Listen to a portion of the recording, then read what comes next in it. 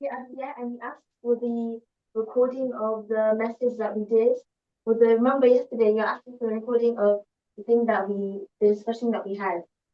Which one? When we were talking about my options and that, and I said that we recorded a discussion that we had about it. And you're like, no, we didn't. And you said, show me. This is over here. Is what I'm trying to explain. Because you asked me to bring it.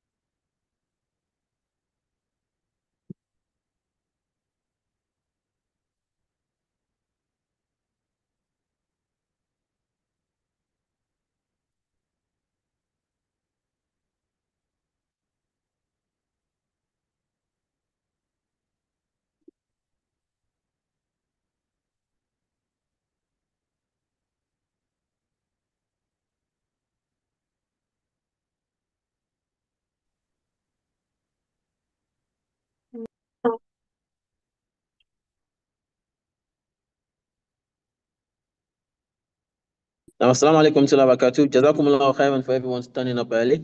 We'll be starting shortly, inshallah. So bear with us.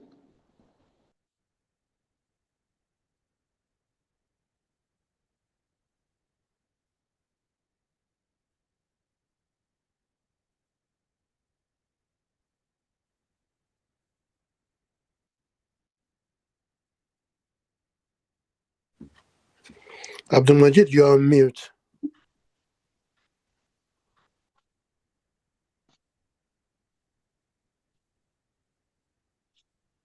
There was a lot of group issues one time. Funny, our Muslim sister and Muslim brother. Wọ́n kàn post bí wà pé wọ́n sọ pé address ẹ̀ dáadáa àwọn èèyàn kàn post nípa. Halima, we can hear you. Bile Somi.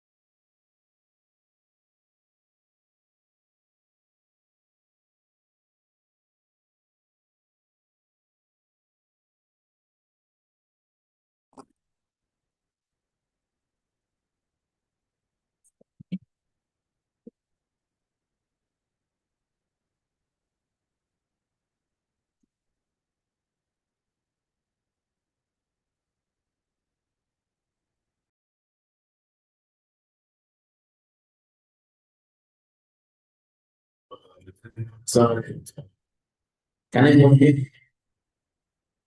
Those online especially, can we hear me?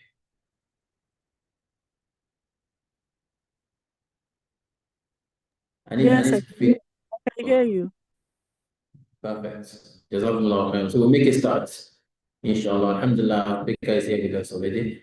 أعوذ بالله من الشيطان الرجيم بسم الله الرحمن الرحيم الحمد لله والصلاة والسلام على رسول الله وعلى آله وصحبه وسلم تسليما كثيرا. Welcome everyone to the third edition of our analysis. Let's start. We ask Allah subhanahu wa ta'ala to make it a beneficial session for our marriages and to allow our marriages to thrive and to guide all our speakers and to set us to Moses after worship. So inshallah, we make a start today. Today will be the beginning of a series of sessions on a particular topic of marital discourse, causes and solution. So what are those things that causes marital discourse and what are the ways we can try to solve them? So we have with us Stan, Dr. Who is a specialist when it comes to marriage counseling. He has a lot. His bio, as he started with his bio, it's probably going to take me a few minutes to read. but more importantly, got 8 years experience. It's the director of the Health Department of Public Education and special with the Health Education for education. And it leads council on that solution, consult where he excels and bringing together extreme goals, guiding. Yeah, about 5 years of counseling practice, parenting, teen issues, academic, career, vocational, personal, social issues. They are trained and certified over 200 marriage counselors across the world. So we that do with me that we have with us a very experienced scholar when it comes to marriage counseling. And it's no other than Dr. Sulaiman Oyiwa. We are really, really pleased and given so this is exactly related to God and some other issues related to this world. And good other possibilities of this body marriage. And then the third one is called different cases for so it's today. It's not because it's forgotten. It's because so I want us to focus maybe in this topic that Dr. So because not to invite Dr. Slan to start this.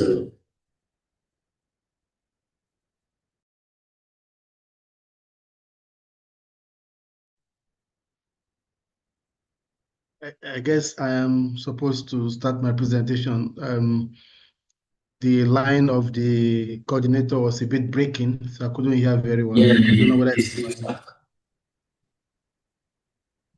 okay. And I did love to share my screen if I'm permitted. You should have permission to do that, sir. You are co-host, so you should be able to share your screen. All right, thank you. Doing that.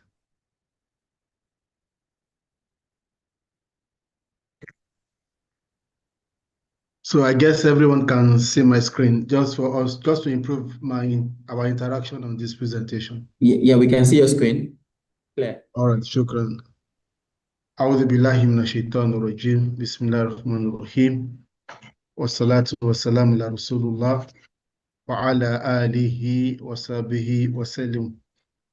I don't know whether you mind if my video is off or you want it on. Sorry. Put it on if possible, please. This one.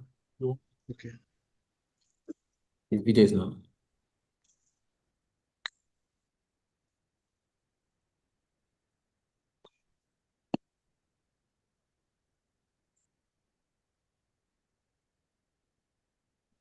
إن الحمد لله نعبده ونستعينه ونستغفره ونؤمن به ونتوكل عليه فأعوذ بالله من شرور أنفسنا ومن سيئات أعمالنا إنه من يهد الله فهو المهتدي ومن يضلل فلا هادي له. Indeed, all praises and adorations are due to none but Allah subhanahu wa ta'ala, the creator of the heavens and the earth, and what is contained in between the two. I bear witness that only Allah deserves worship, adoration, and praise. I equally bear witness that Muhammad Mustafa sallallahu alaihi wasallam is a messenger of Allah, is a servant of Allah, and also a noble prophet of Allah. May Allah continue to shower on him his mercies and blessings, on his household and his companions, and the generality of Muslims until the day of judgment. Indeed a delight for me to be invited here on this platform to share my thoughts about marital discord, the causes and solution. I have been given a special focus on cultural, religious, and social challenges, and I also have 30 minutes to do this. Inshallah, I'll try my best. Let me start first and foremost by saying that marriage is a sacred covenant that is established under the Sharia. And the goal of marriage is to achieve three things: tranquility, love, and mercy. And this is clearly demonstrated in Quran 30, verse 21. وَمِنْ آيَاتِ أَنْ خَلَقَ لَكُم مِنْ أَنفُسِكُمْ أَزْوَاجًا لِتَسْكُنُوا إِلَيْهَا وَجَعَلَ بَيْنَكُمْ mawaddatan wa rahma. So those three things are the basis, the goal that marriage wants to achieve. Allah said He has placed these things, love and mercy between us. In spite of this lofty purpose of marriage, one thing that is very clear is that not only Muslim marriages, all marriages in the world are bedeviled with conflict, which is something that is normal in marriage. But it is getting to a level of discord when parties in the marriage are experiencing discord. And I want to, in the few minutes that I have, look at the causes of this discord. Why have we moved away from simple quarrels and conflict that we have as individuals? We have now moved to the level of now having a kind of a discord between us. And so we'll be looking at it from the perspective of culture, religion, and social. And we'll try to see some of the solutions that have been given in the Quran. So discord is not just an argument. Discord has become a kind of a spiritual danger for every one of us. And if care is not taken, if we are not able to curtail it, then it portends a lot of danger for our marriages. Now, in understanding discord further, it is called an-nushuz. This is when affection and harmony between couples now give way to conflict, to resentment, and neglect. This is the point that it has become a discord. The kind of mutual accord between the husband and the wife, or the husband and the children, or the wife and the children, or the children and their parents, when it becomes cut off, that is when a discord happens. And when a discord happens, we try to see some kind of resentment. I have met a lot of couples who will tell me, when I see my husband now, I have this resentment growing in me. Or when I see my wife now, I have some resentment growing in me. And this is just more than mere disagreement. It represents a breakdown in our spiritual, our emotional, and social bond in marriage. And that is why the Prophet ﷺ told us in an hadith that Shaitan takes greater pleasure in dividing spouses. And this hadith is contained in Mishkat. He said, Iblis sends his agents to cause mischief and rejoices most when one of them returns to say that I've been able to sow a seed of discord between a husband and a wife. And there's a description that I saw of this, and it is likened to like when we do morning assembly when we were in school. Shaitan will mount the minbar at the assembly ground and address his shayateen, his companions, and say, go to the world and do great things. They will go and they will come back in the evening. He will conduct another assembly for them. And he will ask them, what have you done? Some of them will come and say, I saw a man who is very righteous. I made him to drink alcohol. I saw a man that is righteous. I made him to fornicate. Shaitan will say, these are small things. I want something big. Then one of the companions of Shaitan will now come forward and say, what I did, I don't know whether it is great, is that I saw a home that is, filled with joy. And I saw a seed of discord between the husband and the wife. Up till now, they are poles apart. And Shaitan will come down from the minbar and embrace that shayateen and said, you are the only one that has done something great today. So they are out to look for us and see what they can do to separate our homes.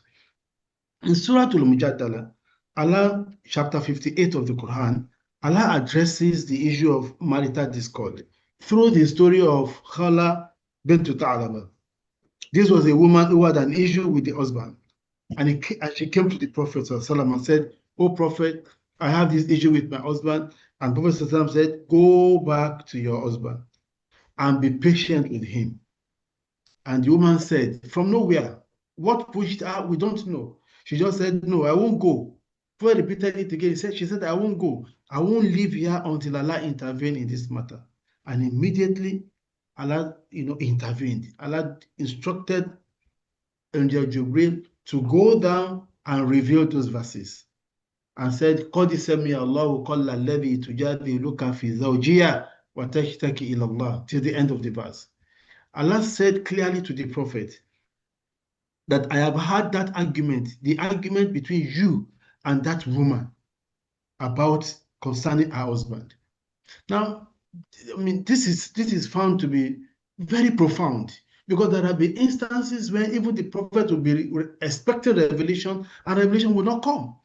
There was a time Aisha was accused of adultery, and Prophet was expecting revelation to throw light into what happened, and it didn't happen. Some scholars said for 3 months it didn't happen. Allah did not reveal verses to clean Aisha of that allegation. But look at this instance, because it's a marital discord. Allah dispatched Angel Jibril immediately on the spot to go and reveal those verses. And from the words of Umar bin Khattab, he said once he received complaint from a woman, from a wife. If I said, he said from his own wife, he received complaint. Umar bin Khattab once received complaint from his wife. And other people were surprised. And they respond, why should she complain? The wife of the Caliph, why should she complain? And Umar responded, why should she not complain? He said, they, our wives, our partners and companions. They are our wives, they are our partners, they are our companions. And they have a right to also complain. The husband has a right to complain. The wife has a right to complain. Now, when we now complain, what is the basis of this complaint? I'm looking at it from the perspective that I've been limited to. And I want to say, what are some of the causes? Why are these complaints coming often? And I'll start with the cultural challenges. And the first one here is when we import unhealthy cultural norms that contradict Islamic teachings. Unhealthy cultural norms that contradict Islamic teachings. And here I want to mention 3 things. The first thing is when we prioritize cultural traditions over Islamic values. In some culture, for example, dowry or bride price is overemphasized, and which can lead to what is called commodification of marriage, like commercialization of marriage. And these are some of the things that even contradict the sayings of the Prophet ﷺ. What Prophet said, the best of bride price is the one that has the best of barakah is the one that comes very cheap. We now have in some instances where a lot of funds are involved in paying just the bride price. And over time in the marriage, certain things will happen and the man will go back and complain and say, have you forgotten how much I paid for your bride price? Have you forgotten how much so collected, what was done, and things like that? And the woman too wants to respond to that and say, do you think I am cheap? Or do you think this? And this is, becomes a very big issue. Secondly, is when we engage in discriminatory practices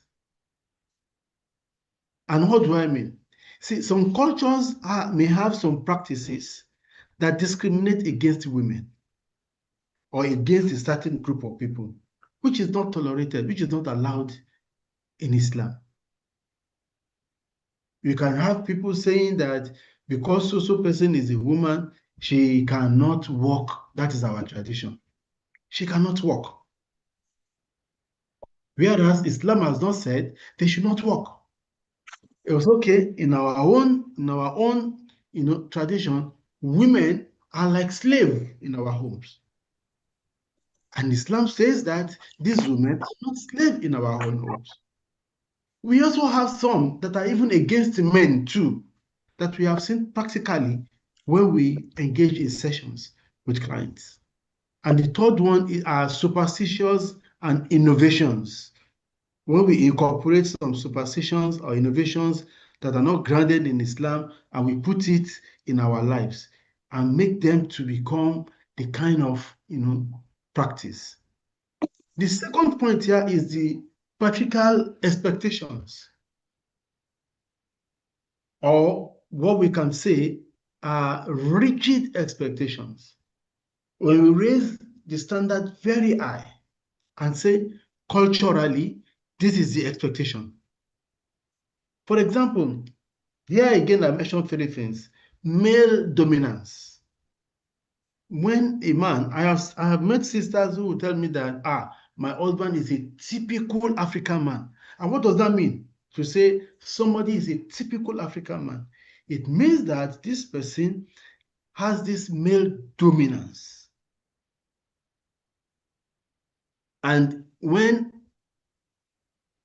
it is expected that a man has 100% absolute authority without considering the wife's opinion or the right of the wife. And this is not right. And from this, we have a lot of marriages coming into crisis. Again, when there is unfair division of household responsibilities, it is believed that in some culture, this is what is done. And I have tried as much as possible to explain this at different fora. Going by the words of Umar himself, radiallahu anhu, when he was explaining that even the house chores that women do, it is not written anywhere that they are the ones that should do it. These things are controlled by our cultural expectations. What we know is that everybody has a share of what we do in the home, because even the Prophet himself, there was one narration where he said that there is nothing that the Prophet does not do at home. He will help them with flowers, he will mend them to mend their clothes, to mend their shoes. He will do a lot of things. And there was a particular time when Muhammad's daughter, Fatima, heard that her father brought some slaves. So she went home with the intention of requesting for a slave to come and assist her at home, because she feels that the work she's doing is too much. Then she met Aisha. Aisha said, your father is not at home. She said, please deliver my message to my father. When the Prophet came back and he was told what Fatima said, he came to the house of Fatima. In fact, the narration said that they were even about to sleep. They were on the bed already when the Prophet arrived at their house. It means that perhaps the day the Prophet was told about this matter was the day he went straight to the house of Ali and Fatima. And he told Fatima, he said, be doing Subhanallah, walhamdulillah, wa la ilaha illallah, wallahu akbar. And she kept doing it. After a while, she came back to the Prophet and said, Prophet, I need help. This is too much for me. Prophet now came to the house again, and he now told them, he said, everything that has to do with household chores, that has to do with outside, let the man do it. So the man will go and buy the pepper, the man will go and fetch the water, he will go and get the flour, but when it comes to cooking it, then the wife will be the one to do it. Now, these are ways that the Prophet has tried to manage affairs of, house chores in the home. There are some things that it is expected that a man should be able to do in the house. There are certain things that the woman should be able to do in the house. And we need to come to this understanding. So, for free, a lot of marriages are battling with matters like this. Then we have the last one where we limit women's role, particularly restricting women's participation in either decision making in the home or even engaging in some activities outside the house. These are some of the things under rigid expectation that causes conflict. Now, moving on, we have excessive interference from extended families. This is also cultural, because we have seen cases where it is by tradition that somebody from the husband's house, from husband's family, must live with the couples. Even my mom told me that when she got married, there was Omo Iyawo that will follow, her, that followed her to my father's house. And we have seen that to cause, some issues. And how does it become an issue? The first point here is that overstepping of boundaries. In every home, there are boundaries. The home of a married man actually belongs to the wife. It is the woman that owns the home. Even the man is one paying for the home, but the woman owns the home. She organizes the home. She's in charge of the home. Most of the time, the man is out. It is a woman that is in the home. So the woman wants the home to be comfortable for them. They want the home to be comfortable for them. And when we now have extended families staying with us and they don't have boundaries, I have seen about 2 cases when the wife will say that either my husband, younger sister, or younger brother, or elder brother can come into her bedroom anytime, even when she's not done in the job. And this is not right. There should be boundaries. There are people, family members who will live with you, and everything that happens in your house, they'll go and narrate it to outsiders. This family interference also causes a lot of, our sources for marital discord in our homes. And we also have here also unrealistic expectations when, expecting the couples to prioritize family obligations over their own need or their own well-being. A woman was telling me recently that her husband is abroad. Her husband is abroad and she stays home.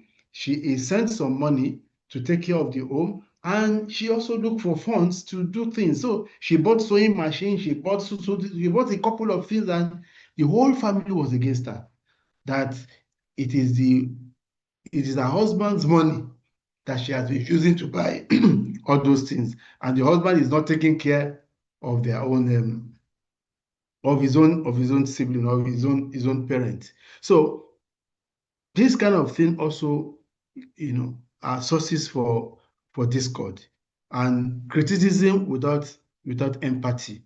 When you constantly criticize the couple's decision, the couple's lifestyle, and the family members are always there to make comments about it. I mean, see, a family is a family, and we start from the way we were taught from primary school. We have nuclear family. Nuclear family is the husband and the wife at the beginning before they start having their children. Their affairs is their affairs. I don't have to run my own family affairs the way my dad ran his own family affairs, because my wife is not my mom. My wife is not my mom. My wife has a different character. She's from a different background. She has some different upbringing. She has different character. So the way I'm going to relate with her is going to be different. And nuclear family is the family level that we have to take most seriously, ensure that we bond very well, even though we have responsibility to our extended families. And the last point here under the, cultural challenge, has to do with unrealistic comparison, influenced by the media and peer pressure.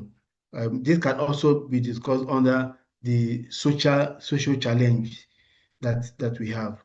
But from culture now, we have families comparing, one family to another.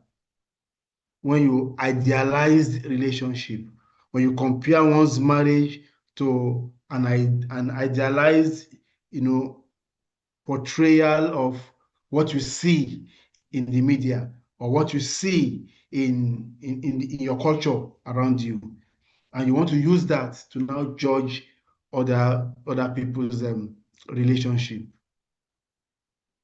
And when we also try to keep up with our peers that we grew up together, and we talk about our culture in our villages, and we are trying to see how much of this are we doing, and this puts some pressure on. Your friend can come to your house and see the way it is and start telling you, no, you shouldn't be doing this. This is not the way it should be. You have to, do some changes. Then moving on to the religious, challenge, and these are doing a major issue in some homes, particularly where the husband and the wife are not on the same spiritual level. There can be neglecting prayers and family worship. This can be a source of concern in marriages when one of the spouse is inconsistent with prayer habits. I've seen somebody who is very concerned about the husband because the husband does not pray, regularly. When there is no room for family worship, maybe somebody is desirous that we should be able to sit down as a family, with the children, and we have some spiritual talk, we have some, spiritual diet, or we even wake up together to do some fasting. When these are not there, when the family does not engage in joint act of worship, reciting the Quran together, making dua, engaging in voluntary prayers, when these are not done, it can be a potential source of crisis. Again, when we prioritize worldly life over ibadah, you love to go to the cinema and watch film rather than going to the works to do Salatul in Jama or to attend a spiritual program. Also, under the religious challenge is misuse and misunderstanding of the male responsibility. When you say, Qawwamuna ala nisa, that Allah has made them to be, leaders or masters, preferred over the female. And so people hide under the guise of religion to say that, to promote authoritarianism under the guide of religion. When you interpret the Qawamun as absolute authority and makes the man to become dictatorial in behavior and disregard the wife's opinion. Also, people hide under religious matters to shirk their responsibility, lack of their responsibility. When you fail to provide for the family, and you start saying that the wife too should support, when you neglect financial responsibility, when you are not a supportive person under the guise that since Allah has not given me, there's nothing I can do. Such will forget the hadith where Rasulullah said that even if you have to go to the bush and take firewood and sell to feed your family, it is something that you have to do. It is something that you have to do. When there's a weak spiritual compatibility between the spouses, there's a weak spiritual compatibility between the spouses when they are in different levels. The wife is very spiritual, the husband is not very spiritual. I remember even after I got married, my wife would be calling me to ask me whether I've observed Salatul Dua. And I used to get very angry.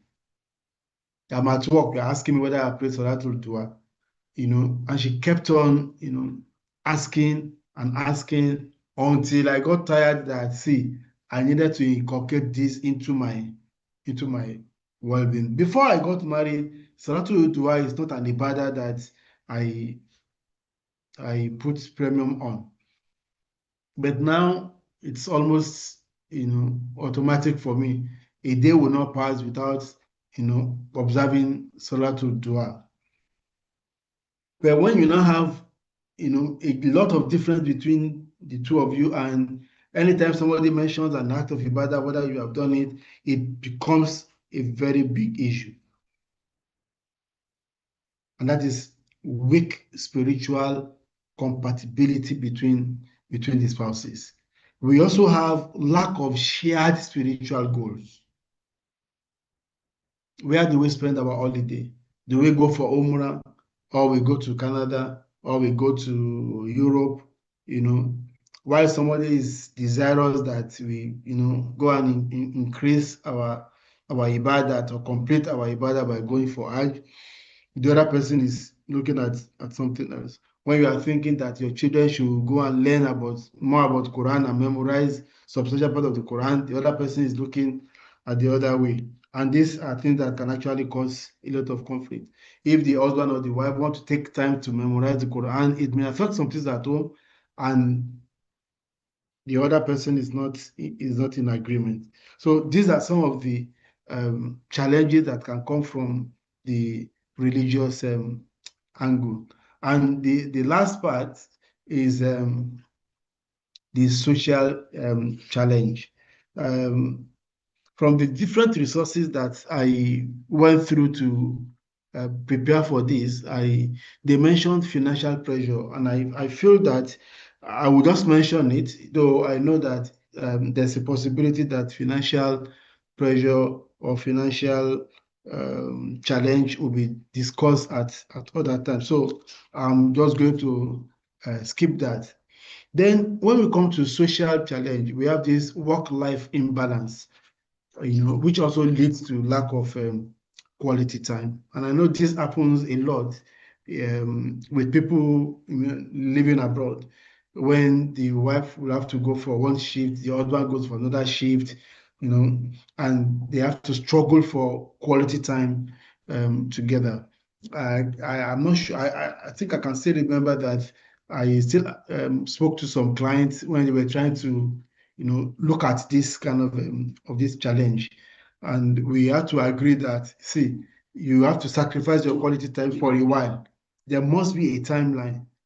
Quality time cannot be sacrificed forever. When you have some, challenge with work, it should be for a while. Or if you know you are going to have a permanent night and permanent morning, and the two of you are not always meeting, you have to deliberately see how you want to work out your leaves, how you want to work out your spare time, and ensure that you are not taking unnecessary shift that makes you sacrifice quality time, because this will give a lot of imbalance to your work life. And if you are not careful, I mean, a lot of people, have conflict arising from this. Again, when you prioritize work over your family, this is it's also a challenge when it comes to work-life imbalance and the quality time. When there is no teamwork within the family, everybody does things in solo. We are not coming together. We are not planning together. We are not doing things, as a team, and this will lead to some feeling of isolation. And for marriage, one of the goals of marriage is, companionship. When you have somebody that you can always be with. And still under this is when we prioritize personal interest over the goal of the family. And this also happens a lot with people living abroad. Both of you are working. In fact, it seems like the wife is earning more than the husband, and this becomes an issue. There are instances where the wife is not working at all. It is the husband that is working. At times, it is the husband that is working. I'm not working, and the wife is working, or the husband is working, the wife is not working. Whichever way it comes. But I know these are some of the things, and it's usually a source of challenge. There was once a time, quite a bit long, when the couples were in Nigeria, it is the husband that was working, and he was doing so well. But the wife got the visa opportunity, so they relocated, and since then, the husband has not been working. And so it's been a major source of crisis for them, because the woman will now start to make reference to when you were working in Nigeria and I was not working, the way you were treating me, things you said to me. Now that I'm the one working, you are not working. Should I do the same thing to you? And these are the issues that has to do with the social challenge. So again, poor communication and emotional neglect. This is also very predominant abroad. And when it comes to communication, listening is part of it. For couples to listen to one another is actually one of the ways to ease tension. Our inability to listen to ourselves usually causes a lot of problems. So active listening. And when we are to practice active listening, we need to understand that there are 3 ways by which people listen. And 2 are acceptable. One is not acceptable at all, and one is the best. The one that is not acceptable at all is when you listen to speak.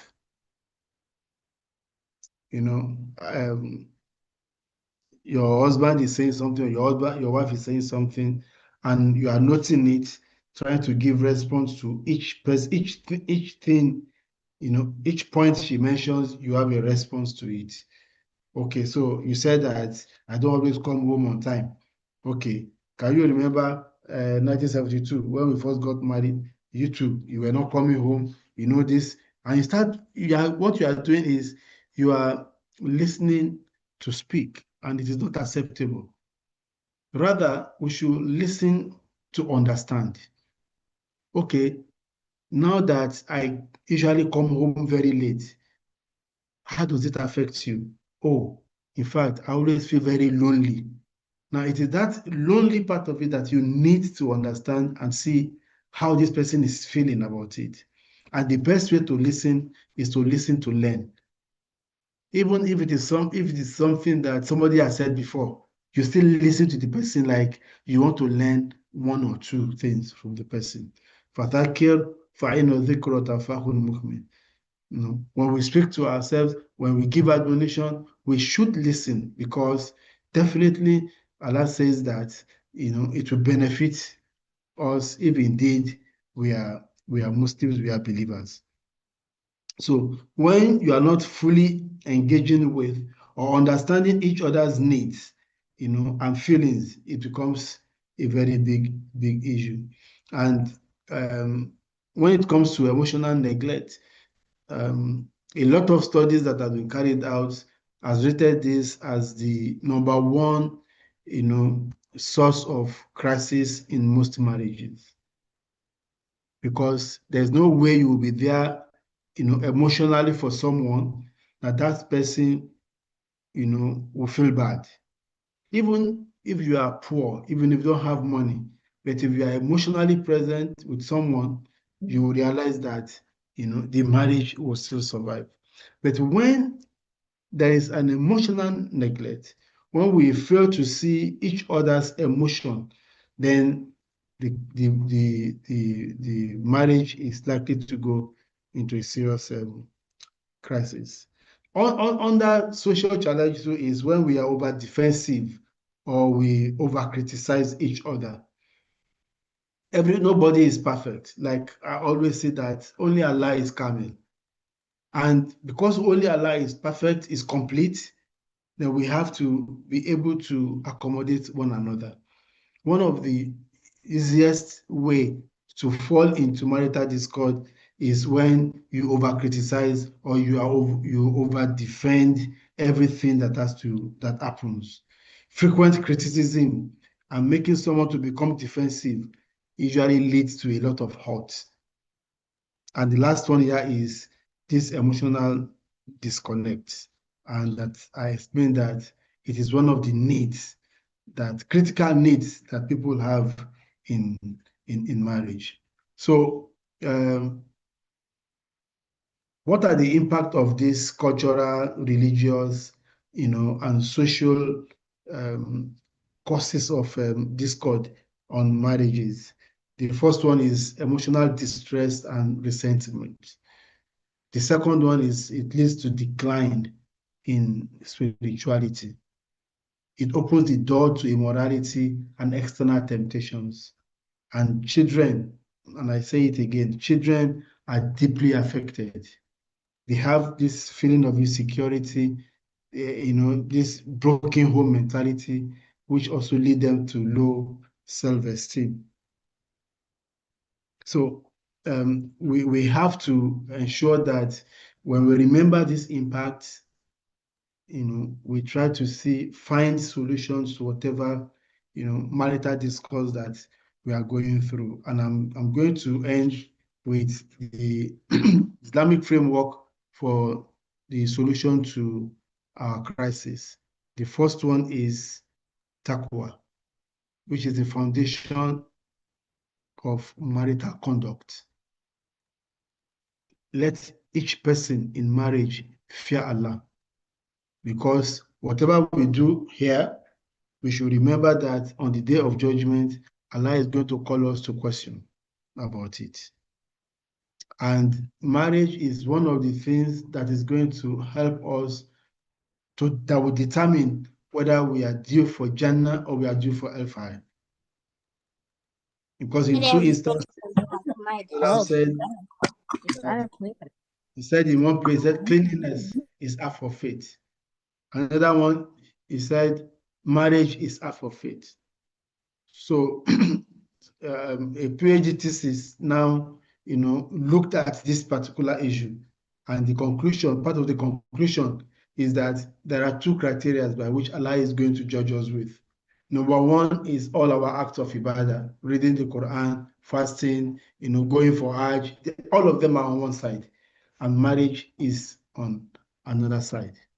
The second framework is that we have to, do shura a lot. Mutual consultation. Even the prophet that receives revelation from Allah did not fail in consulting with the wife on matters that even has to do with the deen, not to not talk of issues that has to do with with the home. The third one is we should uphold justice and ihsan at every point in time. Al-adl wal ihsan. Justice with kindness. The Quran says, "Idilu huwa aqrabu littaqwa." Try to be just, because it is part of, of the attribute of those who fear Allah. And again, we have to ensure that we have good character. Husnul khuluq, good character. You cannot be good outside the home and terrible inside the home. And this is a lot of things that we see with people, either male or female. People find it difficult to think that this sister or this brother is the one acting the way the husband or the wife is describing, because they have a different way by which people relate with them. You cannot be good outside and be terrible in the house. We have to ensure that we, we do this. The Prophet ﷺ has exemplified this for us. One of the people that lived with him for a very long time was this companion. I can't recall his name now. And he said, I lived with the Prophet, and not for once did he say hush to me. It means that Prophet is highly considerate and is emotionally intelligent on how to relate with people. Then, mawadda wa rahma. We have to share love and mercy in the house. When last did you tell your wife, I love you? When last have you demonstrated mercy towards your wife or towards your husband? When last have you told your husband that you love him? These things are very important. But maybe because of our religiosity, we believe that I cannot be saying, oh, I love you. And truly, it affects a lot of us too, or it affected us in the past. There were days that I can't even remember whether I ever said it. Until when I started my counseling career, marriage counseling career, and I was reading books. And there I saw that, this is something that every woman wants to hear. So I picked my phone, I called my wife, I said, I love you. And she said, Kilewi, what did you say? Because this is something I've not been saying. And she has to ask further questions. Ibolewa, where are you? I said, I'm in the office. I said, are there no people? They said, they are here. People are here, they are looking at me. So we have to share love and share mercy within ourselves. Send a message to your husband, send a message to your wife that shows that you are affectionate towards them. Tell them how beautiful or how handsome, how much you appreciate what they are doing. This is the framework. And specifically, I want to say that as husbands, we need to show a lot of kindness to our wives. We have to respect their emotions and their contributions. There is no contribution that is small. There is no emotion that can be override.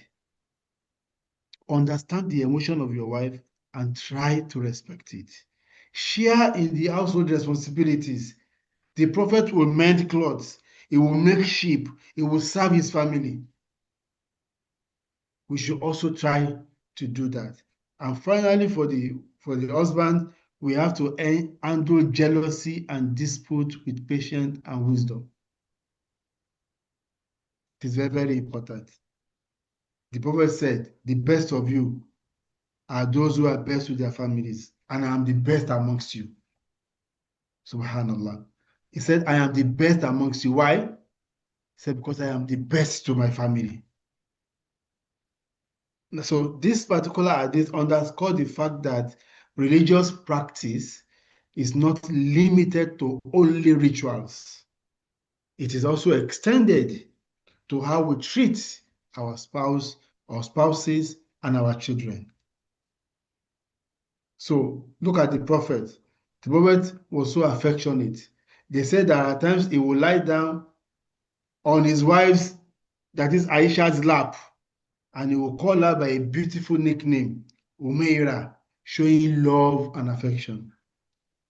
The prophet, in spite of the fact that he's a prophet of Allah, that has the responsibility of the Ummah on his head, he will prioritize spending time with his family, engaging in activities that strengthen their bonds. We heard that he will race with Aisha in the house, and kindness to young ones. When it was mentioned to the prophet that a companion said he has never kissed his children before, he said, I have 10 of them, I have never kissed any one of them, because he saw the prophet kissing the children on their forehead. And when the prophet heard what he said, he who has no compassion will never receive compassion. It means that if you are not compassionate towards your wife and your children, then you don't expect Allah to show compassion on you. Now, the wives, what are we supposed to do? Number one is respect, and I'm sure we have had this over and over again. Respect and also support your husband. regardless of the situation. Wives, guide your prayers, guide your chastity and your loyalty.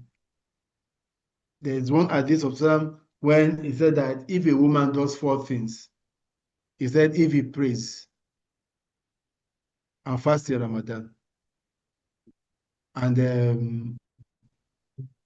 can't remember protect her chastity and also obeys her husband, that Allah on the day of judgment, Allah will give her the freedom to choose any of the entrances that enter Jannah for her to enter. So show gratitude and appreciation. A lot of women will find themselves in hellfire because they belittled what their husband did for them. Show gratitude and appreciation. Then manage expectation and avoid comparison with others. This is very, very important. Again, if a man prays 5 times in a day and fasts in Ramadan and guards her chastity and obeys her husband, she will enter paradise from any gate that she wishes to. So, together, let us try to communicate openly and respectfully. Let us resolve our conflict as quick as possible. Do not allow grudges to linger. Number 3, share meals, worship, and happiness together.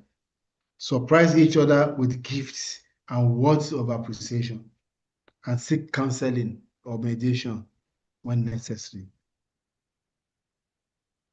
Ali bin Abi Talib and Fatima shared responsibility at home. Ali has to do with chores that deals with outside the house, and Fatima is that of inside the house. Let us understand each other and see where our strengths are. Let us jettison all cultures that are not in tandem with Islam. Let us, as much as possible, be on the same pedestal of religiosity and pull each other so that we can be the best. And I pray that Allah subhanahu wa ta'ala will bless our union and bless our children and ensure that we become companions as we are companions in this world, we also become companions in the hereafter. I pray that, oh Allah, I ask for your love and the love of those who love you and the deeds that bring me closer to your love. In هذه تذكرة فمن شاء اتخذ إلى ربه سبيل. والسلام عليكم ورحمة الله وبركاته. وعليكم السلام ورحمة الله وبركاته. جزاكم الله خيرا, Doctor, for that beautiful. Can we hear me online, please? Can people hear me clearly online? Yes, we can.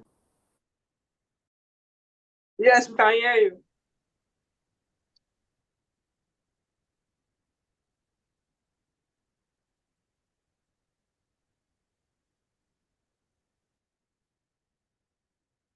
So inshallah, it will be question and answer time. So we have about 30 minutes or so for questions and answer. As you would appreciate, we do have like a live audience and we have the online audience as well. Mashallah is fully packed. For those who still want to join and they are not unable to join the Zoom, they have posted the YouTube link on our channel. Please do go onto that. For those on YouTube, if you can send up your questions on the chat area, we'll try to pick it up. For those on Zoom, you can use the Zoom function. You can use the Zoom function to ask our questions, or if you want to speak, you can raise your hands, inshallah. I'll try to get those questions with us. We'll start them. I don't know if you have how much time you have for the questions and answer, inshallah. Dr. Sulaiman. Okay, maybe the next 20 minutes, inshallah. Inshallah, jazakumullah khairan. So inshallah, we would go. There's a question which is an important one, even though I think we're still going to addressing it in subsequent session, inshallah. But if we can touch on it briefly, is it okay for a spouse to decide to sleep in the other room? You know, sometimes, especially for women, we want that privacy and that quiet sometimes. Is it okay? Maybe on, you know, maybe regularly, you sleep in a separate room to your wife, or the other way around sometimes. They just want that peace. They don't want their husband beside. Is it something that you, that was my first question. Okay, Bismillahirrahmanirrahim. Well, I know I have read something about cave time for men. Cave time for men. There are times that men just want to have some quiet time. They want to be alone. What I know about women is they always want to be with their husband. They always want to, be clingy or something like that.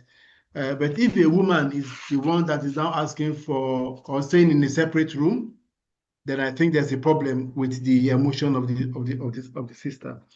Maybe not in all cases. But so there's nothing wrong in understanding that somebody needs to be alone. It's not something that is done often, but once in a while, it's something that is allowed and tolerable.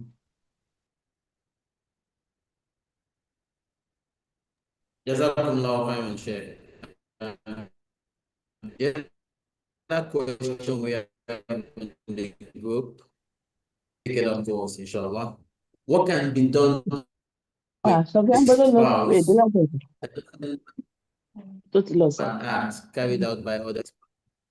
I'm guessing this is probably a polygamous family. So if one of the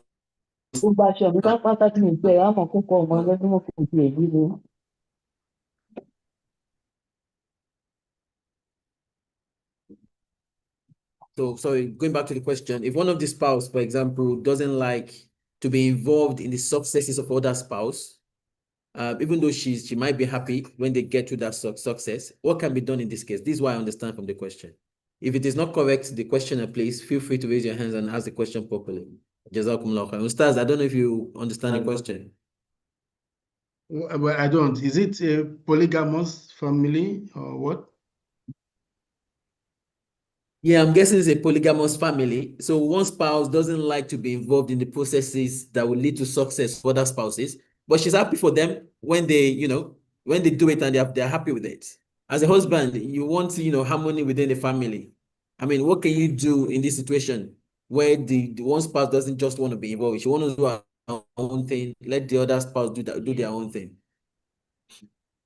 Okay, so the man has to give enough time for the other woman to be able to get out of her current situation. Maybe she's just still not totally pleased, or maybe she doesn't want to have anything to do with the other parties. Even though it has not been said that compulsorily they must have things to do together, but it is the husband that should be able to manage that situation. And I think it's a gradual thing. The woman should realize that whether you like it or not, it's one family. Children are going to mix together. They are going to relate with one another. And if you don't relate with the other person, by the time you lose your husband, you'll be forced to come to a round table, together. Only God knows who will die first. But it's always good to just, take things light about life. Nobody is going to tell you that you should be 100%, be part of it. But if there's a need for you to contribute something, please don't hesitate to contribute whatever you want to contribute. But however, she needs a lot of time to be able to get over what she's going through.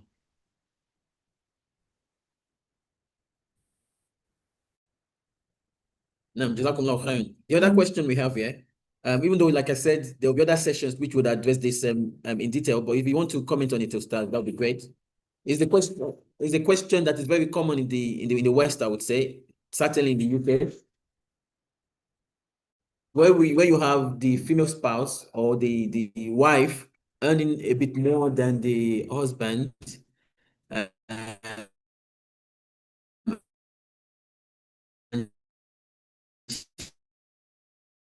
yeah,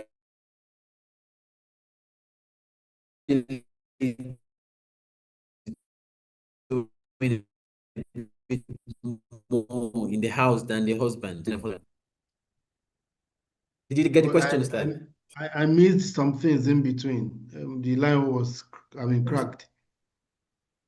But I got you up to the point that the wife earns more than the husband. It's about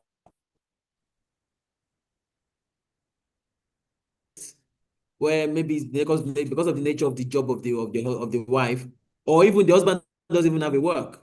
So the role is kind of reversed, if you like, where the woman is the one doing everything. But obviously, as a man, as a true man, you will be emotionally distressed, socially, and maybe the woman is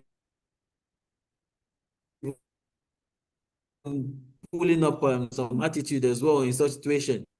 How would you advise such to deal with the situation? Okay, I think I'm able to get the How do you question advise in a way. If the wife earns more than the husband, definitely the husband will have some emotional issues he's going through. But let me assure him that it is not written anywhere that a man should be richer than the wife. There's a possibility that the wife can be richer than the husband. The only advice that I will give that will not put the man in any stress is that don't live, based on the income of your wife. Live based on your own income. Do what you are able to do and let the family be okay by it, because our money is our money. However, if she voluntarily decides to spend part of the money on the house, it is sadaqah for her. But don't go and live your life. Don't build your lifestyle based on what your wife is earning. It is better for you to build it on what you are earning. This is difficult to do, but it is the best for you to do. Wala wala. Jazakumullahu khairan. I'm going to see if I can take the audience here. I should have given them priority. I'm in trouble now that I've not asked them at the beginning. Do we have any questions from the audience here? Or any comments at all? All right. Oh, there are no questions yet. If there are any questions, please do let me know and I'll come back to you. So we go back to the online questions. Is it compulsory to inform your husband about your plans towards achieving your life goal, especially if it doesn't affect the man's family in any way? Okay. As a wife, even as a husband, we are duty bound to discuss our affairs within ourselves. If the husband has goals, he should share it with the wife. If the wife has goals, it should be shared with the husband, because it is one team and you must have your goals and values should align. So you have to carry each other along, whatever that you are doing. So if you have a goal today and you feel that it's not affecting your husband in any way, you don't know what will come out of that particular goal. For example, I'm doing an online training. I'm not, it doesn't stop me from cooking. It doesn't stop me from attending to him. But after finishing that training, and I got a job. Now the question is, oh, what qualification did you use to get that job? Oh, I did this training. Oh, you didn't tell me before you did that training. Don't you know that you are likely to get jobs like this and it's going to take you away from your home? You're going to start this discussion, from like after it has happened, you are not walking back. Rather, you should start from the beginning and move forward so that both of you are taking informed decision. You know exactly what are the likely consequences of the steps that you are taking. It's the best for families to discuss their goals together so that they can have shared goals and shared values. Just leading on to that. I mean, that's an ideal situation, Doctor. If you allow me to play devil's advocate here. What if in situations where you have one of the spouse, should I say the husband in most cases, are a bit jealous of the achievement of their wives? Where they might be jealous, for example, maybe the wife is planning on building a house in Nigeria or something, but the husband hasn't built a house and he's got this jealous type of attitude. I mean, would you still advise in that situation for the wife to tell the husband, even though that might cause issues within the house? The best bet is for the wife to carry the husband, along, because whether you like it or not, the husband may still get to know. And if he gets to know after you have completed the building, it's going to lead to breakdown of, trust issues, breakdown of trust between the two of you. So it is better for him to know and let him live with it, let him grow with it, understand this is the reality. This is what my wife, is doing. We need a lot of faith to be able to understand this and relate with this. Um, if you surprise your husband or surprise your wife with something of that magnitude, in marriage we don't call it surprise again. We are trying to bring down trust. This is not just, oh, I went to the market, I saw a gift, I buy for you. No, you bought a land, you got people to start building on it, and you are ensuring that everybody that knows about it keeps it away from your husband. It's going to bring about mistrust, and that is something we should run away from. So from day one, if you want to do it, let your husband know, I have this fund, this is what I want to do. Allah has permitted you to do whatever you want to do with your money. Wallahu alam. Yeah, Jazakumullah khairan. That's a very important one. Going back to one of the other questions, that you answered earlier on, with regards to the advice you gave that the husband should live within his means and not depend on the wife's income. So there's the follow-up questions on that, that what if the woman then insists on living that high standard of life and she's happy to support and assist the husband to pick, but at the same time, she expects the husband to pick up some other duties as well, those duties that we've assigned to ourselves. But the husband is not pleased and is not happy to do this. How would you advise this situation to be solved? Okay, so it's not something that will come just a straight answer. On a platform like this, one needs to understand where the couples are coming from, what they have gone through together, what is the kind of persons that they have. You have one-on-one session to critically analyze who each of them is, and this is going to help in the judgment that in the counseling that you want to give. But for now, what I would advise is they have this discussion and get a witness to be with them to discuss this matter. It shouldn't just be between the two of them. You need somebody that you also respect, that also respects you and wants best for you. Let that person be a party to that discussion. It will go a long way to keep each person in check, because you know that we have this agreement. This is what I can afford. But you said you want to, support with this. It's just a support. It means that if we have any challenge, in future, you're not going to force me to this standard. I only know, Allah knows, I may become, better too, to be able to afford that. But if that is going to be the case, let there be a third party, to witness that kind of agreement. Like I said, it is something that we will need to clerk both parties to reach the best decision for them. And this is not a straitjacket response for everyone. It is based on the nature of the people involved. Jazakumullah khairan. We've got a couple of questions from the audience here, then we'll go back to the online. So Bismillah.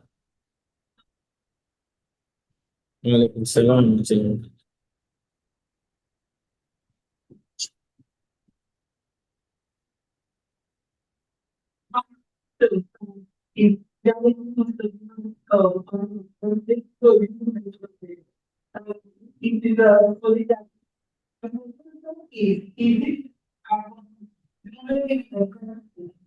where we went for the book and all those kind of mind were thinking in this atmosphere and the whole fight people about this thinking the husband before president it don't happen the all the time. Just only for going to together. No. Did you hear that question, Ustad? No, I didn't. So the questioner is asking is regarding one of the common causes of conflicts within families, especially polygamous family, where before when the family was monogamous, they were sharing bills, this is common in the UK, and I'm sure in Nigeria now is picking up as well. I'm not sure if it's a good thing or bad thing. That's not the question today. So where they were sharing bills, now the husband decided to marry the second wife. Now the first wife is saying, "No, we're not sharing bills anymore. If you decided to marry the second one." So I mean, what do you do in this situation? Is it within their rights? Guys, I can't go. Is it within the right of that first wife not to share bills with the husband again? So the question is it even a right to share bills? Shh. Yeah, go on, sir. Is it a right on her to share the bills? It is not. It is the man who is responsible to say that, yes, I am marrying you, and when they are doing the nikah, it is based on the fact that you provide for her, you do this for her, you do this for her. She has her own duties too, but you are the one that is supposed to carry this. This is what we know about the general principle of nikah. Now, situations like you are in the UK, because I met a client, and all what the lady said was that, see, our house, we both live there, so we both pay rent. Your clothes, you wear them, so you wash them. Food, we both eat, so we buy food stuff together and we cook together. So they have a timetable, who will cook on Monday, who will cook on Tuesday. Now, circumstances can bring about this kind of situation. Now, when you have to work during the day and your wife will work during the night, it means that, or in the afternoon, it means that there are some certain things that your wife is supposed to do in the morning, which you have to do. Now, where you are sharing bills, I am sure that you are also sharing the time to go and work. Maybe that is the reason that you can now start to say you want to share bills. But ordinarily, the man is the one that should take care of these things. And if you are able to take care of these things, then you can take another wife and also take care of those things. But if you are sharing bill with your first wife and you want to go and marry a second wife, it means you should have the power to take care of the bills. Rather than you take a second wife, why don't you even stop your first wife from sharing bills with you? Because you are going to be paying bills on the other person. A brother, a son, one of our sons met me some times ago and said his father is taking up maybe second wife or third wife, I don't know. And the son was feeling like, Dad, this is the question he asked his dad. Dad, ṣáwọ̀ ní gbádùn ni? If you have extra money, rather than take a second wife, why don't you use the money to take care of us? So I'm not saying that we cannot take a second wife, but if you are taking the second wife, then it means you must be up to it. And being up to it means that, yes, you can pay the bills. If not, manage one wife and keep fasting. I think the question is very, very clear. I think there's been problem at the bottom from the beginning, no, even before the second wife was taken. Jazakumullah khairan for that wise answering of that question. The other question we have here, you mentioned it during your talk that one of those things that would actually facilitate good relationship between the family is for them to share their, their goals and life wishes. What if it's one-sided? When, for example, the man doesn't share, his own plans and aspiration with the wife, is the wife still obliged to do the same thing for the husband? Yes, absolutely. Absolutely. Both of them must share so that you can get the required support. See, your first share leader should be your wife or your husband. And they can only be your cheerleader if you carry them along what you want to do. It's like I want to go and play a football match. And I didn't tell my supporters. I didn't carry them along. So if I get to the field, who is going to be there to support me? No one. And you know, it's one of the worst things that can happen in marriage when it is your husband or your wife that is now, you know, working at cross purposes towards your goal.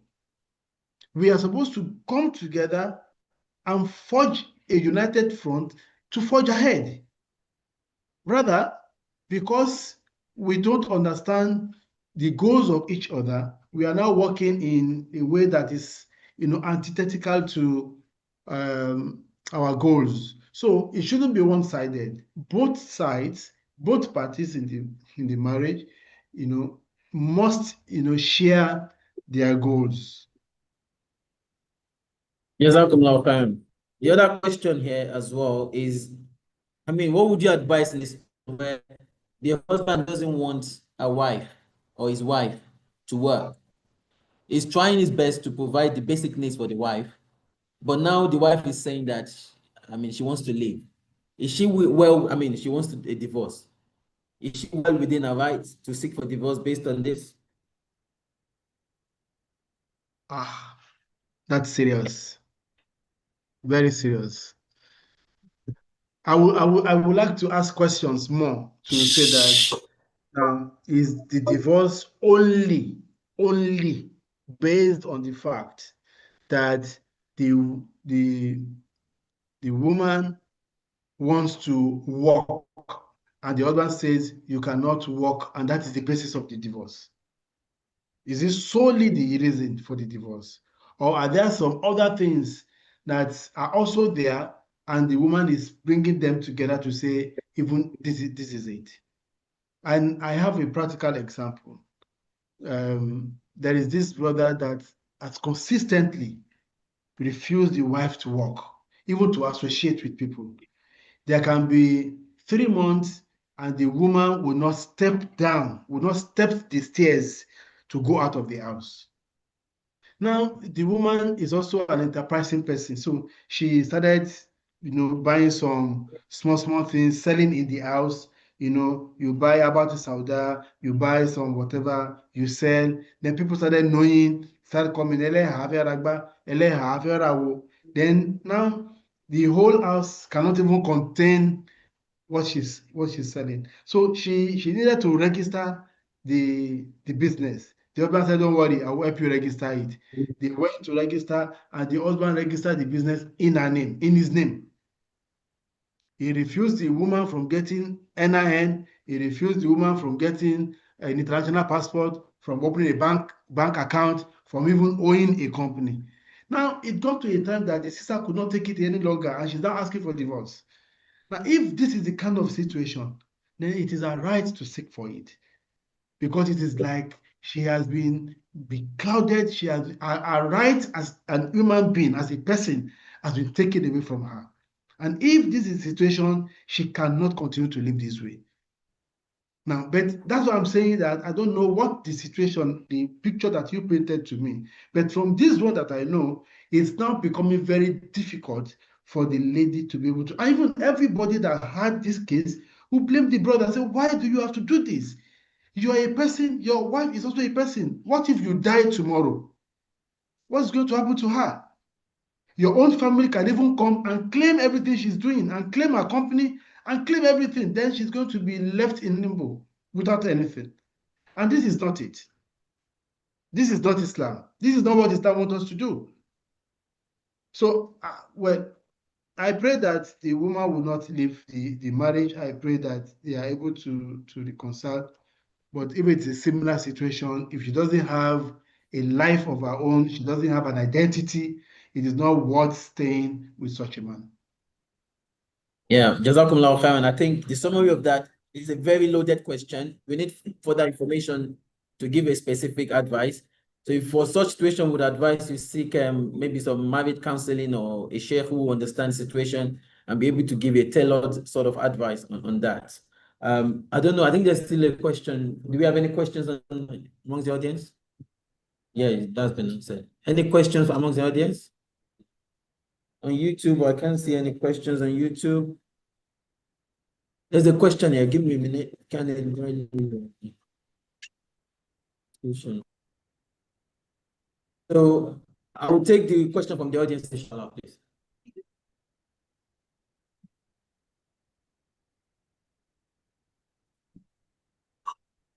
Okay, I think you addressed this question a bit.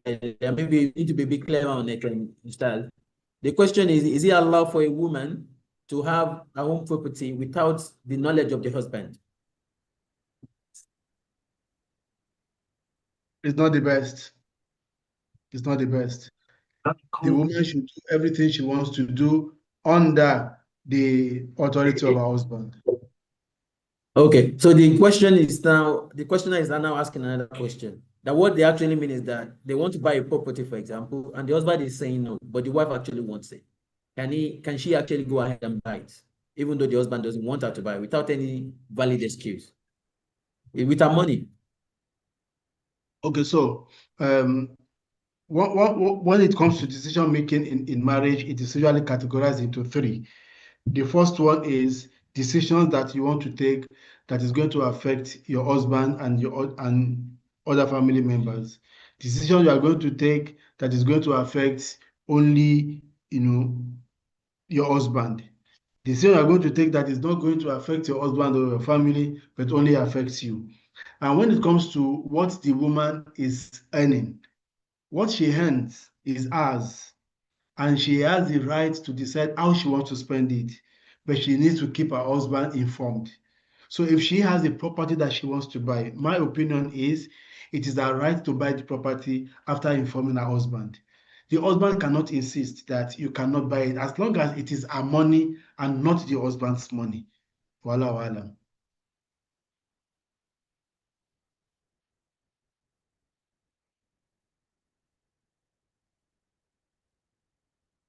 Another question, yeah. Assalamu alaikum, audience. Let's send the comment, please. In a situation where the husband's level of Islam is not good enough to teach the children, so the wife is now asking, what can she do in that situation? I'm guessing the wife is the same thing as well. Maybe her own knowledge is the same thing as well. Otherwise, I guess the wife can teach the children, and then the husband starts, learning a bit more. But that's the question, Share. The husband doesn't have the knowledge enough to teach the children. What should the wife do in this situation? What should they do? Okay, if we have to compare what we have learned today compared to our own parents, we realize that we have learned beyond them. So it means that you don't have to learn everything from your father or from your mother. I mean, a child should be given the opportunity to learn from other people. So that window is there. You can outsource some level of knowledge. Now, but if it's some basic knowledge, like the Yorubas will say, "Ile la ti ń kọ́ ẹ̀ṣọ́ ròde," so there are certain things that a child should know from the home. If the husband does not know it and the wife knows it, then she should be the one to take the lead and take the children. And you continue to encourage your husband to improve in his knowledge of Islam, because there's no way he is not going to be interacting with the children when it comes to this knowledge. But further knowledge, more critical, extensive knowledge, I mean, it can be outsourced for the children to learn. A lot of our children too are memorizing the Quran when even their parents could not even take more than 1 juz or 2 juz of the Quran. They have to go outside and learn this. And the woman needs to also be patient, because you saw him like that before you married him, and you have to know that you have a lot of responsibility on yourself. Else, again, if the wife also is not competent to do it, then you outsource it and ensure that the children get the required education that is needed. Would you agree with me, Ustad, that this modern age, this 21st century, is not an excuse that, I don't have the understanding or the knowledge to teach my children. But there are so many avenues where you can learn, Islam these days. There are so many books out there. Or could it be an excuse, for example, that because I work so much, I don't have time to seek knowledge? I mean, what would you advise in terms of actually seeking knowledge, especially as a couple within the household?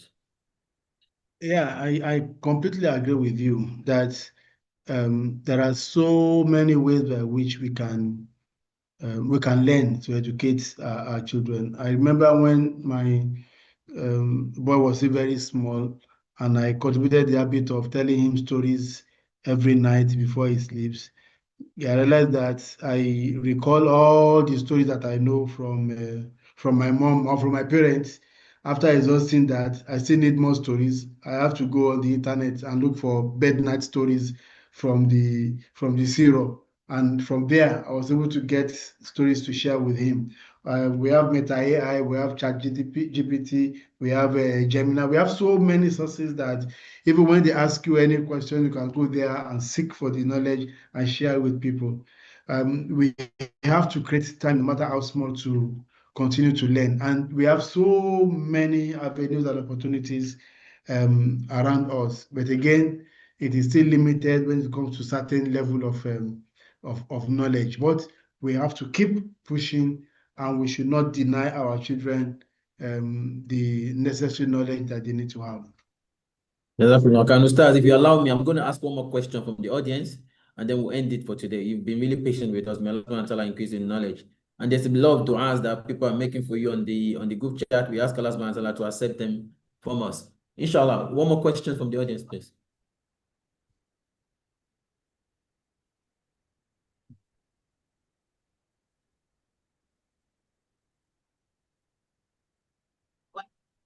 Because of increase It'll become stagnant.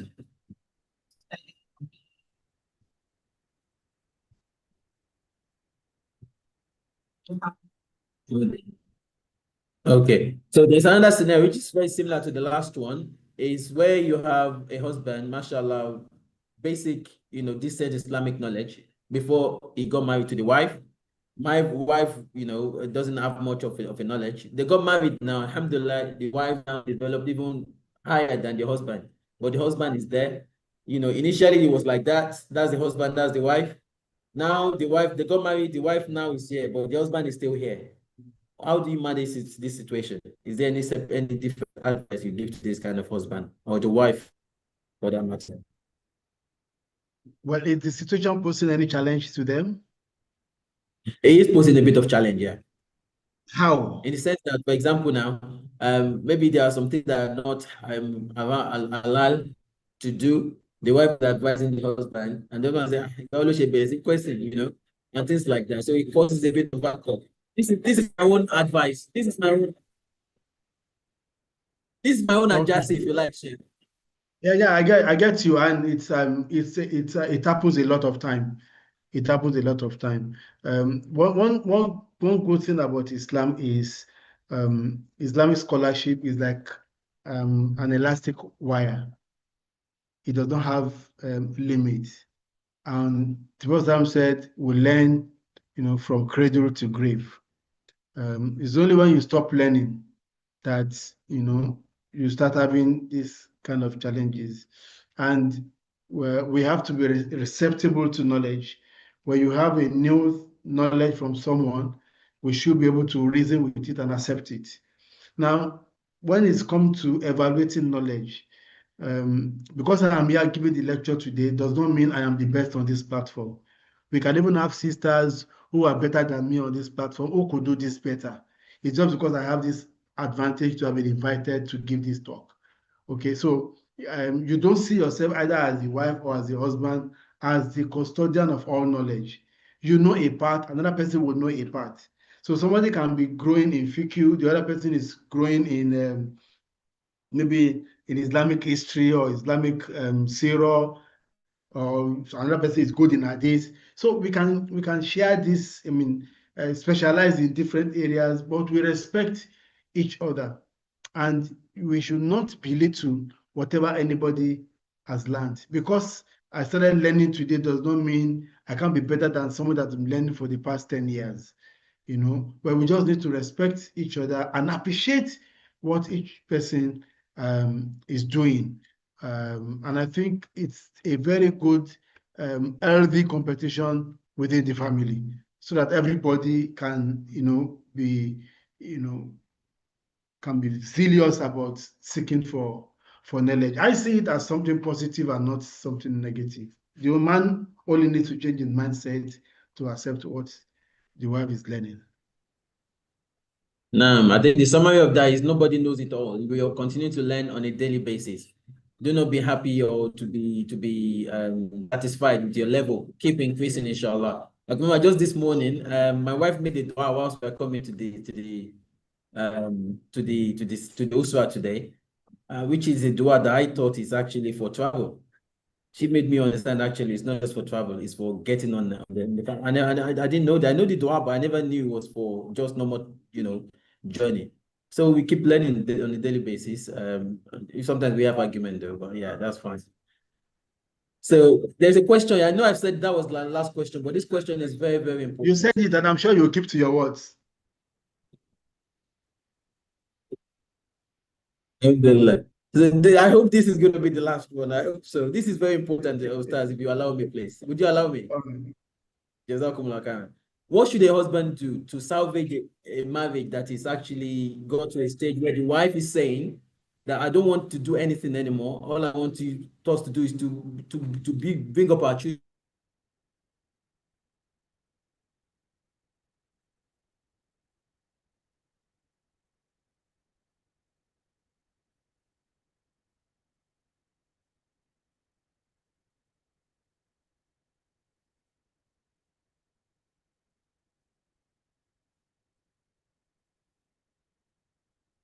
Am I the one that is not hearing him, or? I can't hear him too. Same here.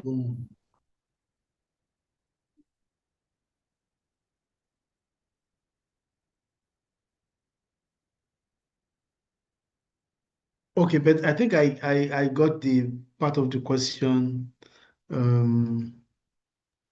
He's off the call. I'm now the host. I think the question is on the chat.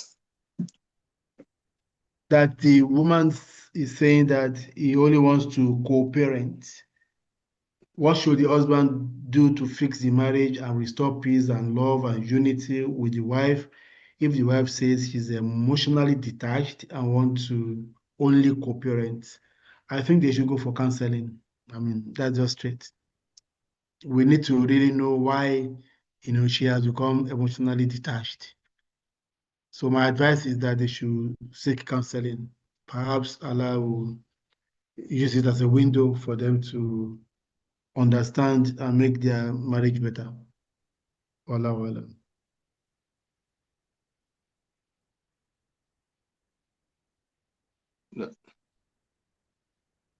Ustaz, the question, I don't know if I can read the question because it's saying the wife wants to remain in the same house with the husband and child and be relieved of all her obligations to the husband despite her family disapproval of divorce.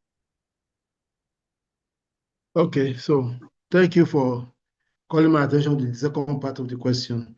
And I think my advice still remains the same, that both of them should go for counseling so that the root of the matter can be looked at, unveiled, and perhaps there can be a way out for them. So they should seek counseling.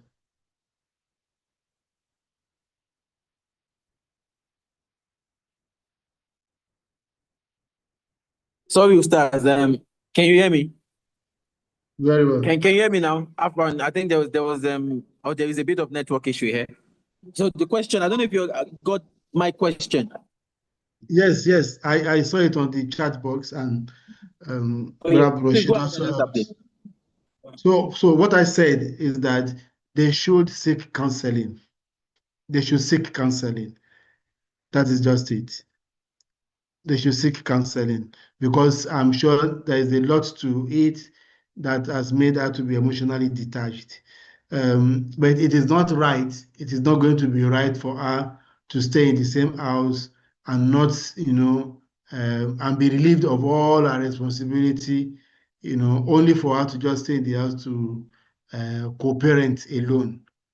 That is not right. A marriage is a marriage, and if you don't want it to be a marriage, then you leave it as it is. But if she still wants to stay there, I feel that there can still be a way out. So counseling can be of help.